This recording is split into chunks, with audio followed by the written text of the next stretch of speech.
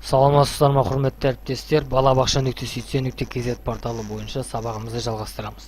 Бүгінгі сабақта біз балабақша топтарын құруды үйренетін боламыз.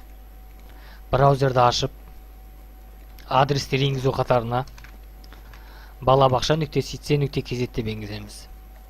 Порталға кіру үшін кіру батырмасын шертіп, өздеріңізге берілген іс басқарушының логин паролімен кіреміз. Іс басқарушының логин паролі HR деп басталады.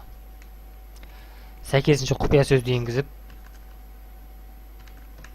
жүйеге кіру батырмасы арқылы жүйеге кіреміз. Портал жүктелгеннен кейін шығу батырмасының сол жақ бөлігінде сіздің логиніңіз жазылып тұрған болу қажет. Сол логиннің үстіне шертіп, топтар бөліміне өтеміз. Топтардың үстіне шертеміз. Көріп отырғандарыңыздай бізде 5 топ бар, яғни 2012, 13, 14, 15, 16 жылғы топтар бар.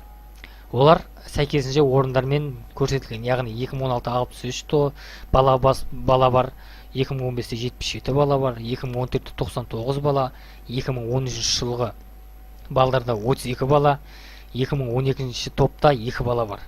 Енді осы топтарды топшаларға бөлуіміз қажет. Топшалар дегеніміз, яғни сіздерде 2015 жылғы балдар или 2014 жылғы балдар бірнеше топтан тұратын болса, топшаларға бөліп алуымыз қажет. Яғни 2014 жылғы балдар қазір 2014 жылғы топта, яғни бізде 99 орын бала бар болса, осы 2014 жылғы біздің балабақшада 3 топтан тұрады. 2014 жылғылар. Осыны біз 3 топқа бөлуіміз қажет. Оны топқа бөлу үшін құру батырмасының үстіне шертеміз. Жоғары жақтағы топтың атауын таңдаймыз. Яғни бұл жерде 2014 жылы болғаннан кейін 4-5 жас аралығындағы балалар. Туылған жылы автомат түрде енгізіледі. Топ қай тілде оқытылады? Қазақ тілі или орыс тілі? Өздеріңізге сәйкесінше тілді таңдайсыздар. Бізде қазақ тілі. Топтың лимиті, яғни бұл жерде 3 топ бар екен, жаңа айттық. 2014 жылғыда біз әр топ 33 баланы енгіземіз.